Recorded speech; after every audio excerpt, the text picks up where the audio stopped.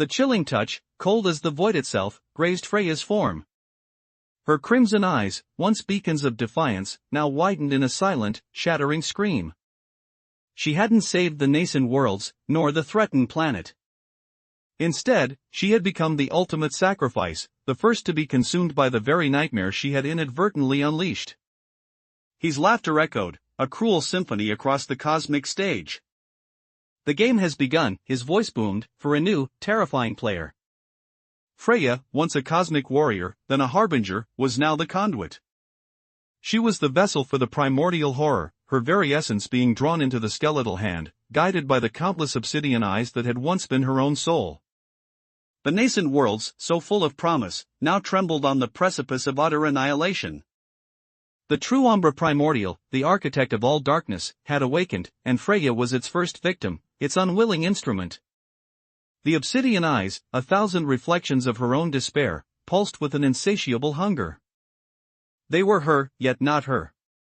They were the void, made manifest within her. The skeletal fingers tightened, not crushing, but absorbing, drawing her crimson essence into the obsidian maw.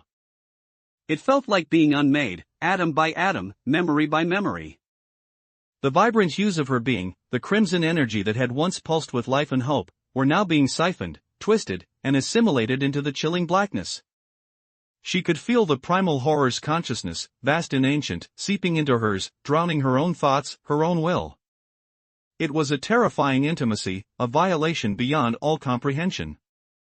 Whispers, not of words, but of pure, unadulterated terror, flooded her mind.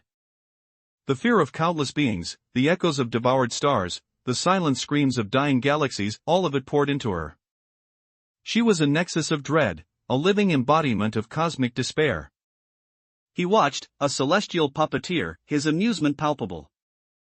This was a more exquisite form of suffering, a more profound unraveling than simple destruction. The game had indeed changed. The nascent worlds, her last hope, flickered. She could sense their desperate pleas, their terror echoing her own. But she could do nothing. Her body, or what remained of it, was no longer her own. It was a vessel, a bridge for the primordial horror to feast upon the very fabric of existence. The skeletal hand, now imbued with her consumed essence, flexed. It was a promise of destruction, a herald of an era of unimaginable darkness.